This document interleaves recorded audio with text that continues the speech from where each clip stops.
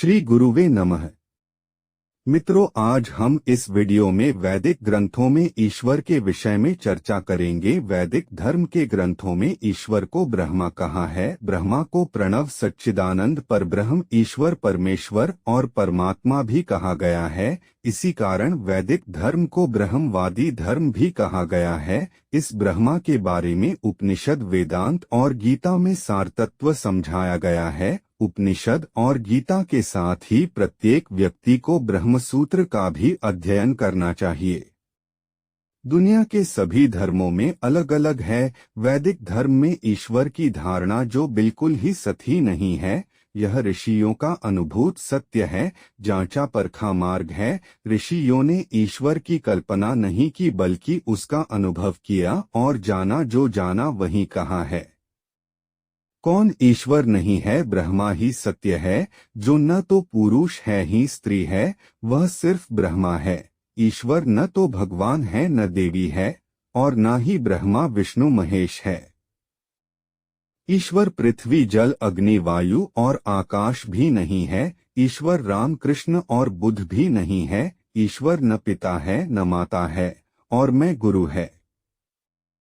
उनका न कोई पिता है और न ही कोई स्वामी, और न ही वह किसी के स्वामी है। ईश्वर वह है जो समय और स्थान से प्रभावित नहीं होता है। ईश्वर न धरती पर है और न आकाश में है, लेकिन वह सर्वत्र होकर भी अकेला है। सृष्टि से पहले भी वही था और सृष्टि के बाद में भी वही एकमात्र होगा। ईश्वर सभी की आत्मा में है और सभी की आत्मा ही ईश्वर है, लेकिन वह कभी किसी को महसूस नहीं होता। उसके लिए आत्मवान होना जरूरी है। वह दूर से दूर और पास से भी पास है। परमात्मा सर्वव्यापक है, लेकिन माया के आवरण से परमात्मा की प्रतीति नहीं होती है। जो भूत, भविष्य और सब में व्यापक है, जो दिव्यलोक का अधिष्ठाता है, वह ब्रह्मा है। ईश्वर शुद्ध प्रकाश स्वरूप है, लेकिन वह प्रकाश नहीं है। ईश्वर केवल एक है, उसके जैसा दूसरा कोई नहीं है। क्लेश, कर्म, विपाक और अपरामष्ट जो संबंधित नहीं है, वही पुरुष विशेष ईश्वर है। अर्थात जो बंधन में है और जो मुक्त हो गया है, वह ईश्वर नहीं है, बल्कि ईश्वर ने कभी बंधन में था और नहीं रहेगा। ईश्वर निराकार है, निर्विकार है, निर्विकल्प है। उसकी कोई मूर्ति नहीं बनाई जा सकती। ईश्वर अजन्मा है। जिन्होंने जन्म लिया है और जो मृत्यु को प्राप्त हो गए हैं या फिर अजर अमर हो गए हैं, वह सभी ईश्वर नहीं है। ईश्वर दयालु, प्रेम पूर्ण और जगत का रखवाला है। वह सच्चिदानंद है, अर्थात सच्चित और आनंद स्वरूप है। सत का अर्थ है सनातन, शाश्वत, जिसका कोई प्रारंभ नहीं और अंत भी नहीं, में बदलने वाला, न समाप्त होने वाला। चित्त का अर्थ है चेतना, विचारणा, मन और बुद्धि आदि चेतना से ही संसार का उद्भव हुआ है। तीसरा, इस संसार का सबसे बड़ा आकर्षण आनंद है। संसार की उत्पत्ति आनंद के लिए हुई है। शुद्ध आनंद की अनुभूति होना दुर्लभ है। वह परब्रह्म एकात्म भाव से और एक मन से तीव्र गति वाले हैं। वह सबके प्रारंभ जानने वाले हैं। इन परमात्मा को देवगण भी नहीं जान सके। वे अन्य गतिवानों को स्वयं स्थिर रखते हुए भी अतिक्रमण करते हैं। उनकी शक्ति से ही वायु, जल, वर्षण आदि क्रियाएं होती हैं। वे चलते हैं, स्थिर भी हैं। वे दूर दूर और निकट निकट है। वही संपूर्ण विश्व के भीतर परिपूर्ण हैं तथा इस विश्व के बाहर भी है। ईश्वर क्या करता है? ईश्वर का कोई संदेश वाहक नहीं है। संदेशवाहक देवताओं के होते हैं। ऋषियों ने ईश्वर के वचनों को सुना और उसकी स्तुति की, जिसे वेद कहा गया है। वह ईश्वर यह वचन है जिनमें आदेश, संदेश या आज्ञा नहीं है।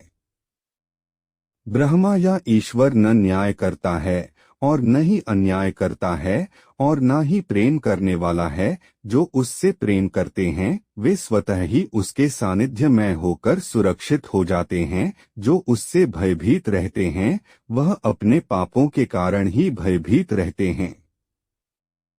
ईश्वर आज्ञा देने वाला है और ना ही उपदेश देने वाला है। उपदेश और आज्ञा देने वाले ईश्वर या तो सत्य के मार्ग पर नहीं है। ईश्वर न सजा देता है और न ही पुरस्कार देता है, न ही स्वर्ग भेजता है और न नरक में जो लोग उसका ध्यान करते हैं और सभी को ईश्वर में समझते हैं, वह हर तरह की सजा, पुरस्कार और नरक स्वर्ग से परे होकर शांति से जीते हैं।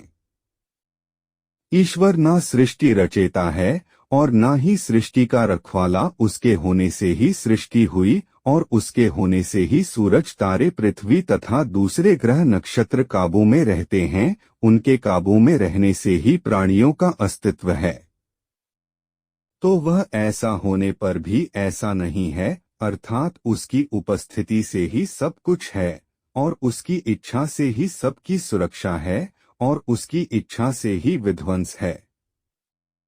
जड़ से बढ़कर प्राण है, प्राण से बढ़कर मन, मन से बढ़कर बुद्धि है और बुद्धि से बढ़कर विवेक, विवेक से बढ़कर चेतना है और चेतना से बढ़कर आत्मा। आत्मा ही सभी को धारण करने वाली है और इसी आत्मा को धारण करने वाला परमात्मा है। धरती से बढ़कर जल है, जल से बढ़कर अग्नि, अग्नि से बढ़कर वायु है और वायु से बढ़कर आकाश, आकाश से बढ़कर महत है और महत से बढ़कर आत्मा, आत्मा से बढ़कर वह एक परमात्मा ही है जो सभी को धारण करने वाला है। उस ब्रह्मा से प्रकट हुई यह संपूर्ण विश्व है और उसी प्राण रूप से गतिमान है। उद्धत वज्र के समान विकराल शक्ति भ्रम को जो मानते हैं, अमर तत्व को प्राप्त होते हैं। इसी ब्रह्मा के भय से अग्नि व सूर्य तकते हैं और इसी ब्रह्मा के भय से इंद्र, वायु और यमराज अपने कार्यों में लगे रहते हैं। शरीर के नष्ट होने से पहले ही यदि उस ब्रह्मा का बोध प्राप्त कर लिया तो ठीक है, अन्यथा अनेक युगों तक विभिन्न योनियों में पड़ना पड़ता है। यह आत्मा ही ब्रह्मा है। ब्रह्मा स्वरूप होने और ब्रह्मा में से ही प्रस्फुटित होने के कारण आत्मा को भी ब्रह्मा तुल्य ही माना गया है। संसार प्राकृतिक शक्तियों का खेल है और प्राकृतिक शक्तियां चित्त शक्तियों का खेल है और चित्त की शक्तियां आत्मा का खेल है और आत्माएं ईश्वर के होने से ही विद्यमान हैं।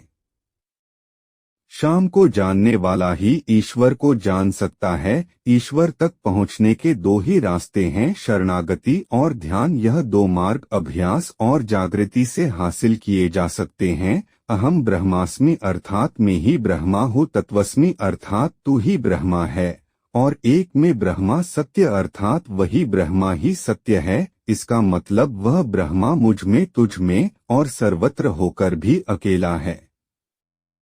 शरीर में रहकर आत्मा जागृत सुषुप्ति और उसकी का अनुभव करती है। इसी दौरान वह मस्तिष्क की क्षमताओं से अनावश्यक और निरंतर चलने वाले विचारों से प्रभावित होती रहती है। मन के भाव और गति से सुख और दुख का अनुभव करती है, लेकिन वह कभी खुद को देखने और समझने का प्रयास नहीं करती। जागृत, स्वप्न और सुषुप्ति उक्त तीनों अवस्थाओं से बाहर निकलने की विधि का नाम ही वैदिक धर्म है।